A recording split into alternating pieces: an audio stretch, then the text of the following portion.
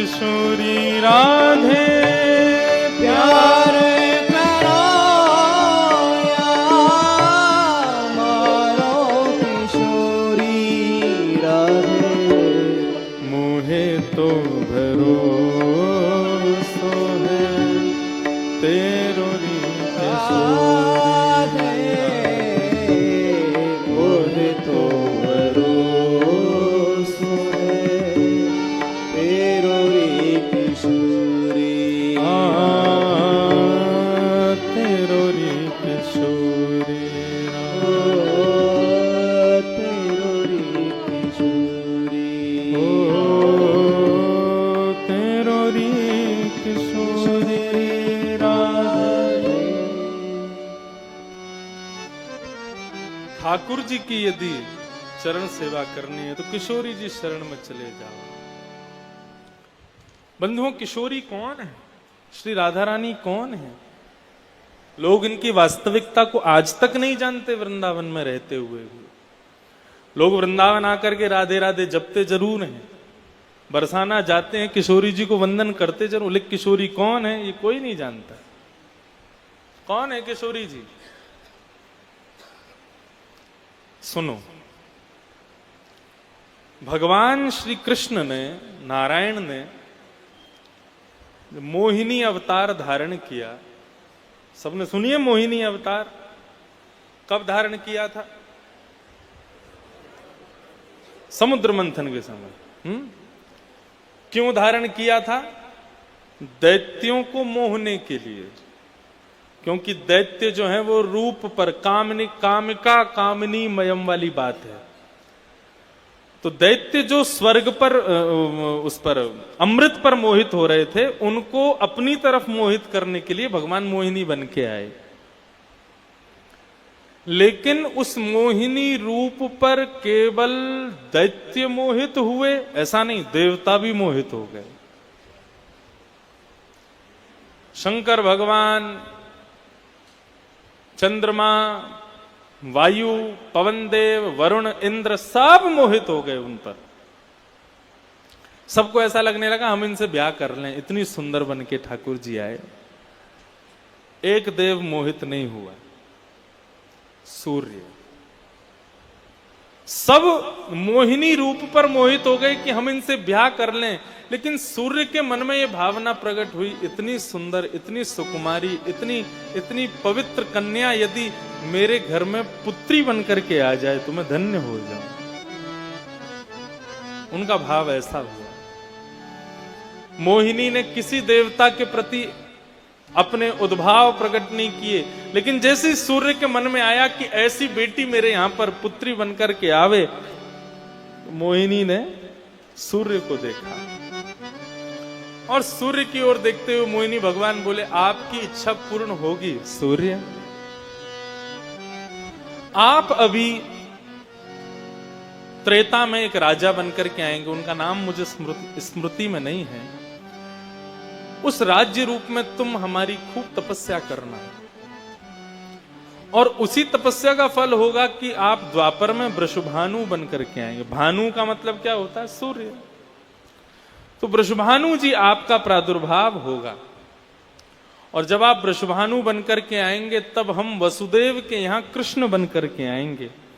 लेकिन ये जो मोहिनी अवतार है मेरा, ये परम करुणा कृपामयी रूप धारण करके आपके यहां किशोरी राधा रानी बनकर के पधारेंगे।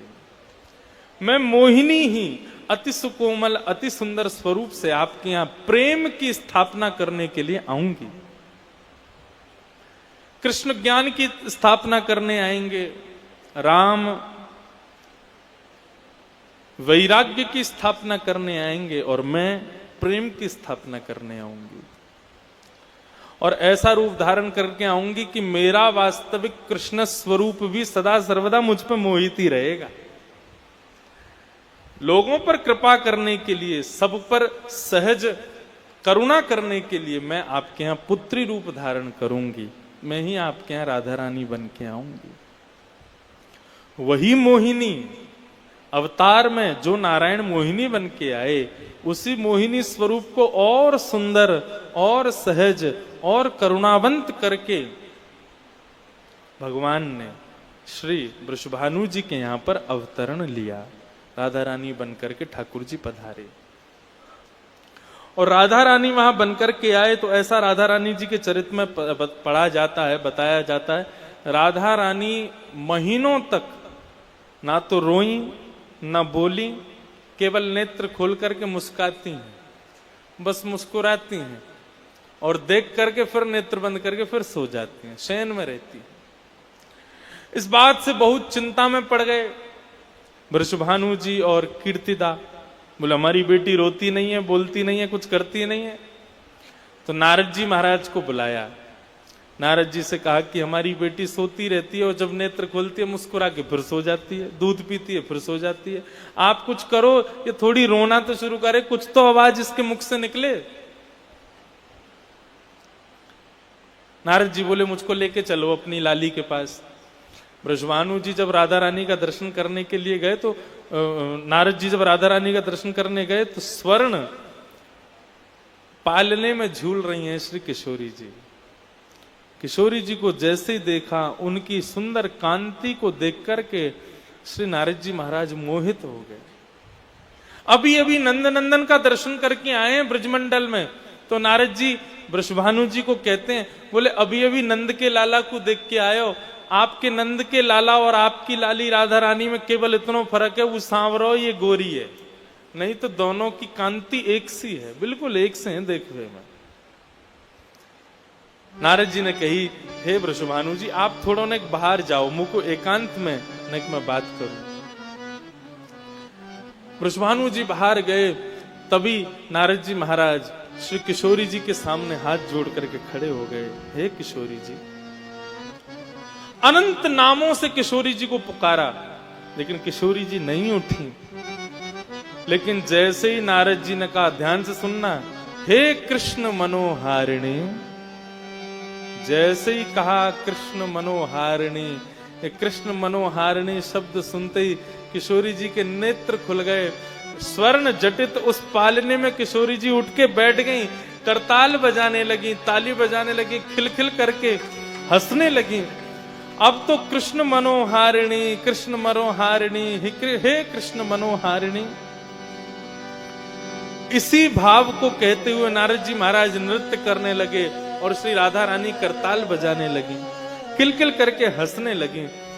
ये दृश्य वृषभानु जी ने खिड़की में से देख लिया, और जैसे ये दृश्य देखा है, देख करके उस शब्द को याद कर लिया जो नारद जी कह रहे हैं।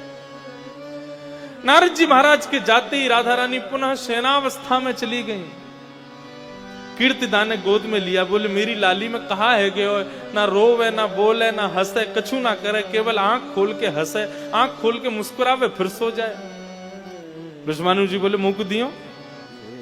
जैसे वृषभानु जी ने गोद में लिया तो गोद में लेती बोले, हे कृष्ण मनोहारिणी, जैसे ही कहा फिर से राधा रानी उठ करके बैठ गई, करताल बजाने लगी, अपनी भुजा उठाने लगी, नृत्य करने लगी, आनंद करने लगी। ऐसी श्री किशोरी जी। तो अब कभी भी बरसाने जाओ, क्या कहना है, हे कृष्ण मनोहारिणी। ये शब्द सुनते ही किशोरी जी प्रसन्न हो जाती हैं, आनंदित हो जाती हैं, उनको बहुत सुख मिलता है, बहुत प्रसन्नता होती है। तो बंधुओं, जिनको श्याम सुंदर के चरणार बिंदों की प्राप्ति करनी है, वो किशोरी जी की शरण में चले जाओ। श्रवणम कीर्तनम विष्णु स्मरणम पाद सेवनम। अब पांचवा आया अर्चनम, ठाकुर जी की अर्चना। अर्चना का मतलब क्या होता है? अर्चना का मतलब सुंदर से सुंदर वस्तु लाकर के ठाकुर जी के सन्मुख प्रस्तुत करना, उसको अर्चन कहते हैं। जैसे हम अभी गर्मी का समय तो मोंगरा के पुष्प इकट्ठे करके ठाकुर जी को उससे सजाना शुरू कर दें, इसको अर्चन कहते हैं। तुलसी पत्र ठाकुर जी के चरणों में चढ़ावें, इसको अर्चन कहते हैं। ठाकुर जी को सुंदर सुंदर ऋतु के हिसाब से इत्र से मालिश करें, इसको अर्चना कहते हैं। ठाकुर जी को विविध प्रकार की वस्तुएं प्रदान करना, इसी को ही अर्चन भक्ति कहा गया। ठाकुर जी को अर्चन भक्ति बहुत प्रिय है। अर्चन भक्ति में वस्त्र, पुष्प और चंदन, ये तीन सेवा ठाकुर जी को बहुत प्रिय है। ठाकुर जी को सुंदर सुंदर वस्त्र अपने हाथों से धराओ। भगवान कहते हैं जो मुझे वस्त्र धारण कराते हैं वो व्यक्ति सदा सर्वदा के लिए धनी बने रहते हैं। उनके जीवन में कभी धन का अभाव नहीं होता, जो वस्त्र धारण कराते हैं। जो व्यक्ति मुझे माला अर्पित कराते हैं उनका कुटुंब कभी बिखरता नहीं है। उनका परिवार सदा सर्वदा, जैसे माला एक रहती है बिखरती नहीं है, ऐसे ही भगवान कहते हैं उनका कुटुंब सदा सर्वदा पुष्प की तरह महकता है और एक बना रहता है, शीतलता बनी रहती है। उनके परिवार में कभी मतभेद नहीं होगा। ये सब बातें भागवत में वर्णन है। वस्त्र चढ़ाने वाले को क्या फल मिलता है, पुष्प चढ़ाने वाले को क्या मिलता है, और चंदन चढ़ाने वाले को भगवान कहते हैं उसकी मति कभी दुर्मति नहीं होती, उसकी मति कभी दूषित नहीं होती, उसकी मति सर्वदा सदा सर्वदा मेरे चरणों का ही आश्रय लेकर के रहती। भगवान की अर्चना करो। भगवान को अर्चन बहुत प्रिय है। तो पाद सेवनम, अर्चनम, और फिर तीसरी भक्ति आई वंदनम। वंदन भक्ति का मतलब क्या है? वंदनम का अर्थ होता है ठाकुर जी की मधुर मधुर गान करके कोई वंदना गाओ, सुंदर पद सुनाओ, सुंदर ठाकुर जी के सामने कोई गीत सुनाओ। ठाकुर जी को गीत सुनना, पद सुनना, भाव सुनना बहुत प्रिय है। एक गोप गीत है जिस गीत को गाने से आज भी ठाकुर जी मिल जाते हैं। मेरे मन का भाव है, और जब आज हमारे पुनीत साईं जी ने सुबह मैसेज किया, महाराज जी आज ये वाला पद जरूर सुनाना, तो मन में भाव आया आज इसको जरूर सुनाना। गोप गीत हाँ मुझे बहुत प्रिय है। आप सब लोगों से प्रार्थना है, जितनी पंक्तियां तो बहुत सारी हैं, लेकिन फिर भी थोड़ी बहुत पंक्ति आप सब लोग मेरे साथ में गुनगुनाना। आज इसी के साथ आज के सत्र को विराम करेंगे, और फिर कल इस मंगलमयी कथा का विश्राम दिवस है, उसमें प्रेम से हम लोग और विस्तार से बची हुई 3 भक्ति और आज की 3 भक्तियों का भी विस्तारीकरण श्रवण करेंगे। इस पद का मेरे साथ गान करो। श्री चतुर्भुज दास जी महाराज हुए भगवान के अष्ट सखा। इन चतुर्भुज दास जी का जन्म बड़ा विलक्षण तरीके से हुआ। कैसे हुआ? भगवान के एक मित्र हैं, उनका नाम है कुम्मन दास। क्या नाम है? कुम्मन दास। कुम्मन दास जी महाराज रोज ठाकुर जी के सन्मुख जाके कीर्तन गाते थे। तो आज कुम्मन दास जी से भगवान ने प्रार्थना की है, कुम्मना मेरो मन है रोज चोरी करवे को। ये बात है अभी 400 450 वर्ष पुरानी, बस नहीं 500 वर्ष पुरानी। 500 वर्ष पहले एक शतक आया था, उसका नाम था भक्ति शतक। 100 वर्ष तक केवल भक्ति भक्त हुए। उसी में मीराबाई, उसी में तुलसीदास, उसी में कुम्मन दास, उसी में सूरदास, उसी समय काल में सारे भक्त उसी समय में हुए। 100 वर्ष में मुगल शतक आया था, भक्त शतक आया था, अंग्रेजों का शतक आया था, और आजकल कौन सा शतक चल रहा है पता नहीं। ये कहीं कोरोना शतक नहीं हो, कहो 100 साल तक जावे ही नहीं, जा ही नहीं रहा है। फिर से आ गया है चाइना में, ऐसा सुनने में आ रहा है। तो कुम्मन दास जी से भगवान बोले मेरो मन है रो चोरी करवे को। कुम्मन दास जी बोले लाल जी भगवान बन गए हो अब आप। दुनिया के लोग आके आकर आपकी पूजा करते हैं, दर्शन करते हैं, प्रणाम करते हैं, चोरी करते अच्छे लगोगे? ठाकुर जी बोले हमारा मन है चोरी करनी है हमको। श्रीनाथ जी बोले, कुम्मन दास जी के बोले कैसे? बोलो कहां जाओगे, कहां करोगे चोरी? अरे तू ना जाने, एक गोपी रोज मक्खन निकाल के और बाको बढ़िया मटकी में सजाए के मेरे सामने आके और दर्शन करते भाई बोले, हे कन्हैया देख कितना बढ़िया मक्खन निकारो मैंने, कब आवे को चोरी करवे। मुको रोज बाको प्रलोभन दे के जावे।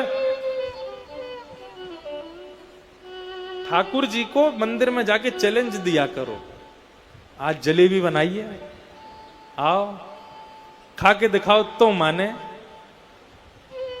आज हमने घर पे बढ़िया दाल पकवान बनवाए हैं महाराज। ये दाल पकवान भी हमको साईं की कृपा से चखने को मिला है। कल बनवा दी हूं, है बनेगो। तो ठाकुर जी को जाके नए नए प्रलोभन दिया करो। ठाकुर जी आज हमने हमारे घर पे मोंगरा का बढ़िया सेज सजाया है, आकर के आप सो के दिखाओ तो जाने।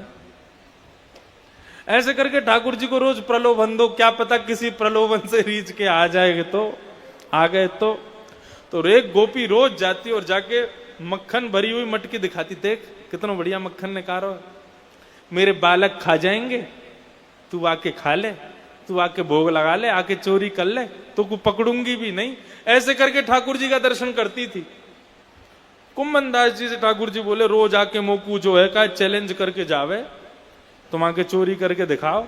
रोज आकर के मुकु प्रलोभन दे के जावे, मुकु आज चोरी करनी है। कुम्भन दास जी बोले, तुम्हारी लीला अपरंपार, कैसे करोगे चोरी? बोले रात में जब मंदिर बंद है जाएगो, शयन है जाएगो ना, मेरे कक्ष में एक खिड़की है, वहां खिड़की के पीछे तुम आके खड़े है जाइए, वहां खिड़की से उतर के तुम्हारी कंधा पे बैठ के चलेंगे हम चोरी करवे। कुम्भन दास जी बोले ठीक है।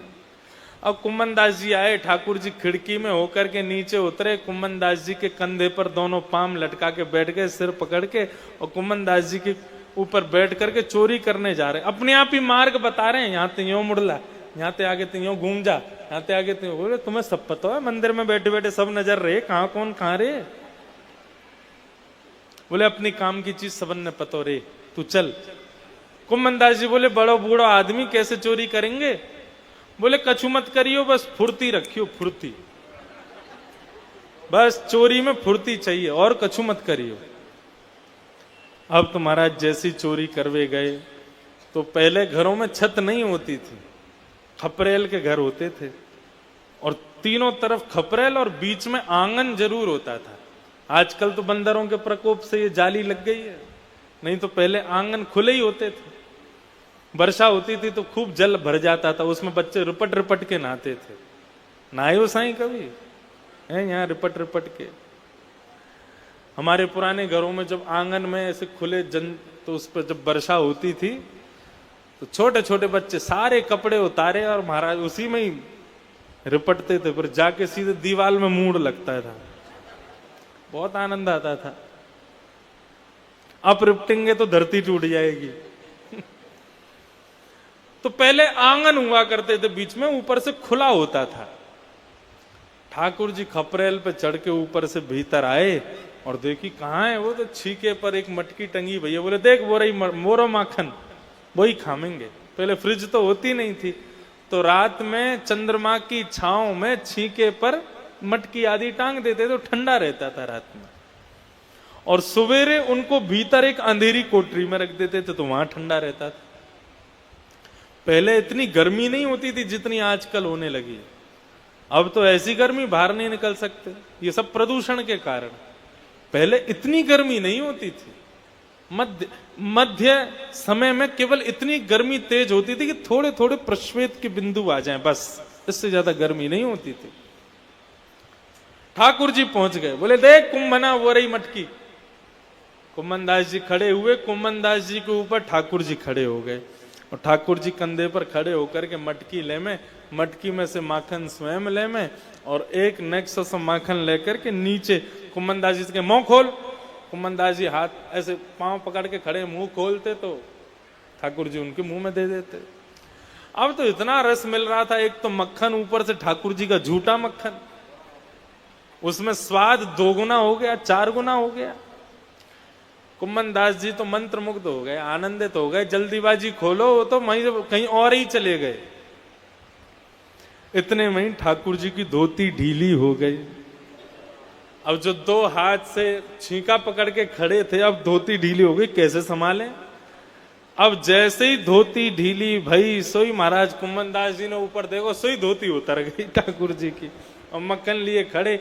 इतने में ही ठाकुर जी ने 2 मक्खन की मटकी कहीं छूट ना जाए, ठाकुर जी ने 2 भुजा और प्रकट की, 2 भुजाओं से धोती पकड़ ली और 2 भुजा से मक्खन खा रहे हैं। चतुर्भुज रूप का ऐसा अद्भुत दर्शन कुम्मन दास जी को हुआ, ऐसा अद्भुत दर्शन हुआ, ऐसा अद्भुत दर्शन कि कुम्मन दास जी मूर्छित हो गए। और जैसे ही मूर्छित हुए, ठाकुर जी के हाथ वाथ सब छूट गए। वहां पर थोड़ी गिरा पटक हुई, आवाज हुई, तो गोपी डंडा निकाल के आई, अरे चोर चोर चोर चोर। जैसे ही गोपी डंडा लेके आई तो ठाकुर जी तो कूद के छींका से भाग गए, कुम्मन दास जी वहीं रह गए। गोपी ने आके खूब पिटाई करी कुम्मन दास जी की, नेक लौ जला करके देखी, बोले अरे ये तो कीर्तनिया ठाकुर जी के माँ मंदिर में बैठ के कीर्तन गातो रहे, यहाँ चोरी कर भी आगो। उस गोपी के चरणों में प्रणाम किए कुम्मन दास जी ने, बोले अब तो को कहा बताऊं, तेरे यहाँ कहा लीला भई है, कोई बात ना, तेने मार लियो पीट लियो, अब सुख मना। जैसी बाहर गए तो कदम वृक्ष के नीचे ठाकुर जी बैठे थे। कुम्मन दास जी पिटपिटा के आ रहे थे अपना सिर बचा के। ठाकुर जी बोले मैंने तो सो पहले ही कही, जल्दी रखियो, फुर्ती रखियो, रह गो अकेलो। कुम्मन दास जी बोले अब कोई बात ना है, लेकिन आज आपने जो स्वरूप दिखाया हो प्रभु, भूले ना भुलाई, मैं उसको कभी विसर नहीं सकता। उसी रात्रि खबर मिली कुम्मन दास जी को कि उनकी पत्नी ने एक पुत्र को जन्म दिया है। कुम्मन दास जी ने तुरंत नामकरण किया, श्री चतुर्भुज दास, मेरे पुत्र का नाम चतुर्भुज।